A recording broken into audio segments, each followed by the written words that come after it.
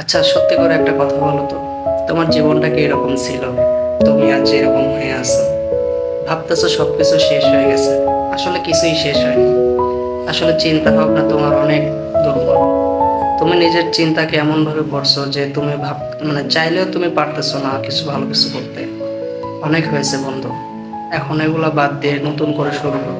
আজ, এখন, এই মুহূর্ত থেকে নিজেকে প্রতিদিন চেষ্টা করো যে আমি পারতেছি, পারবো।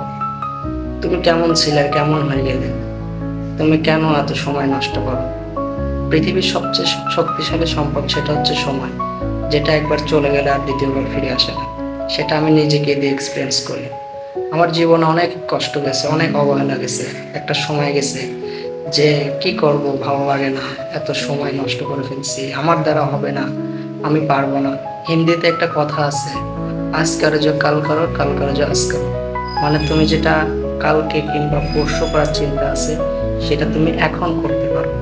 তোমার একটা লক্ষ্য তুমি নির্ধারণ করো, যেটা তুমি ছোট ছোট পয়েন্টে ভাগ করো। এত ছোট পয়েন্ট ভাগ করবে যে তোমাকে, এত ছোট পয়েন্ট ভাগ করবে যে ওইটাতে তোমার পা বাড়াতে কোনো সমস্যা হবে না।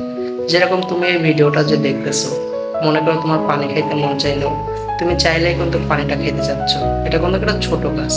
তুমি চাইলেই কিন্তু ফোনটা চার্জে দিতে পারতেছো, এটাও একটা ছোট কাজ। তো জীবনের লক্ষ্যটাকে নির্ধারণ করো। জীবনটা অনেক সুন্দর বন্ধু, জীবনটাকে অবহেলা করো না। তুমি পারবে, আমি জানি। তুমি চেষ্টা করো, তুমি যেখানে যেভাবেই আসো না কেন, তুমি পারবে বন্ধু। আর এই ভিডিওটা বিশেষ করে আমাদের জুয়ারে এই জেনারেশন ছেলেদের জন্য। তুমি চেষ্টা করো একবার বন্ধু, অবশ্যই তুমি পারবে। তোমাকে পারতে হবে। তোমার বাবা মার জন্য তোমাকে পারতে হবে, তোমার আত্মীয় স্বজন সমাজ এদের জন্য পারতে হবে, তোমার ছোট ছোট ভাই বোনের জন্য তোমাকে পারতে হবে। রিস্ক নিতে হবে। অবশ্যই বন্ধু, সফলতা আসবে, আসতে বাধ্য বন্ধু, আসতে বাধ্য। তুমি চেষ্টা করো, তুমি পারবে।